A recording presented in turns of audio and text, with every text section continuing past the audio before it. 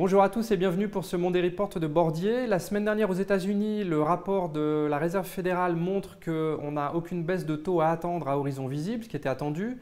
Les ventes de maisons et les commandes de biens durables étaient orientées à la baisse et étaient inférieures aux attentes, mais en revanche, les inscriptions au chômage étaient elles aussi en baisse et la confiance du consommateur orientée à la hausse, ce qui est une bonne nouvelle.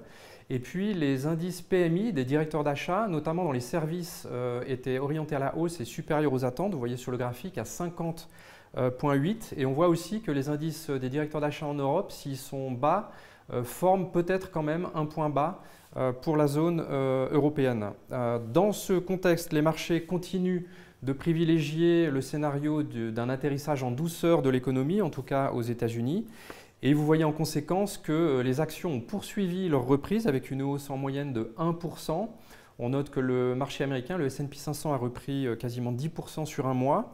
Ça a été suivi la semaine dernière par les obligations d'entreprise en territoire positif et tout ça au détriment des obligations souveraines qui étaient en baisse de 0,3-0,4%. Cette semaine, on va continuer de suivre les inscriptions hebdomadaires au chômage. On pense que c'est l'indicateur le plus important.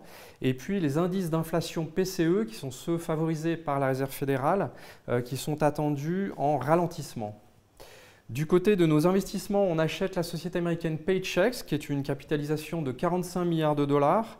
Paychex fournit des solutions de management du capital humain pour les PME. C'est un compounder historique. Qu'est-ce que c'est un compounder? C'est une société de croissance qui génère beaucoup de cash flow libre, en gros 30% de son chiffre d'affaires, avec une croissance moyenne de 8% par an. Le titre, vous voyez ce graphique, a eu tendance à sous-performer sur les 12 à 18 derniers mois par rapport au S&P 500. Nous achetons donc Paychex sur faiblesse dans une perspective de détention longue. Je vous remercie de votre attention et vous dis à la semaine prochaine.